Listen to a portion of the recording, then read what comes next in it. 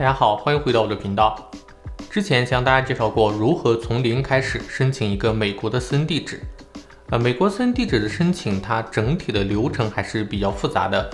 过程中也需要注意很多。我之前制作的美国私人地址申请教程的话，大概是有20分钟左右的时间，申请还是有一定难度的。很多小伙伴在按照我的教程去申请完私人地址，然后去上传完自己的资料，还有公证文件之后，经常遇到的一个问题就是，收到了地址服务商的邮件，要求重新提交资料，或者说补充资料，那这个就说明了，可能在上传的时候，资料上面有一些不符合地址服务商的要求，所以说才会出现这种情况。那么今天就和大家分享一下，我们在申请私人地址的时候，需要准备什么样的资料，才能够顺利的通过地址服务商的审核。首先和大家说明的是，我们在申请私人地址的时候，不需要有美国的电话号码，也不需要有美国的地址，也不需要有美国的地址证明，我们用全套的中国的资料来申请就可以了。那么到底是需要哪些中国的资料呢？首先我们需要2个身份证明文件，其中一个身份证明文件上面必须有我们的中国地址。按照这个要求的话，首先我们必须要有的就是护照。护照呢，它是全球通用的身份证明文件，这个是必须的如果说没有护照的话，肯定是没有办法去申请的。那如果想申请美国私人地址的小伙伴，可以提前去办理一下护照目前护照是都可以正常去办理的，办理周期大概2周左右，也还是比较快的。第二个也是最重要的，就是大家经常会有问题的一个资料，也就是有中国地址的身份证明文件。需要注意的是，这里的地址证明文件是指我们中国地址，而不是说我们美国地址。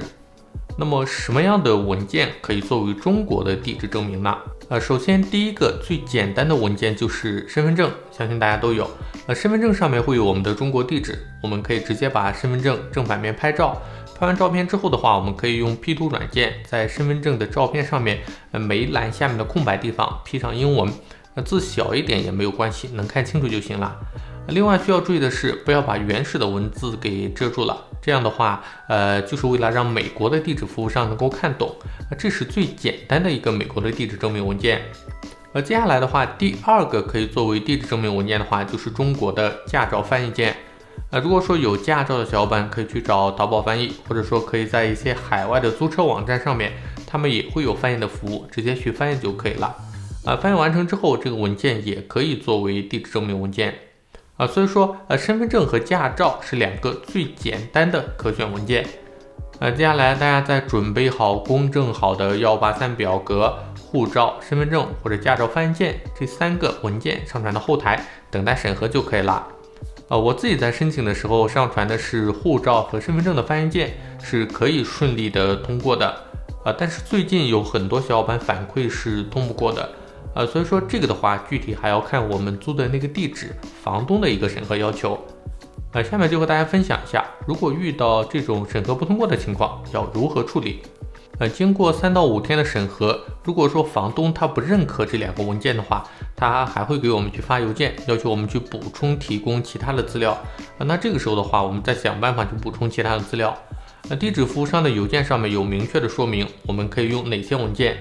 最简单的话就是租赁合同或者说保险合同，大家可以去提交这些资料的英文版本，可以去自行的找翻译或者找淘宝的翻译，都可以把它翻译成英文之后，然后再提交给地址服务商去进行审核就可以了。一般3个工作日内就可以收到反馈。另外有些小伙伴还会要求收到补充照片的要求，主要是2张照片，一张是手持护照的照片，另外一张是要在白纸上面写下一个6位数字，然后手持这个数字拍一个照片。这个也是比较常见的要求。如果说大家遇到了，不用觉得自己被针对了，这些都是正常的审核流程。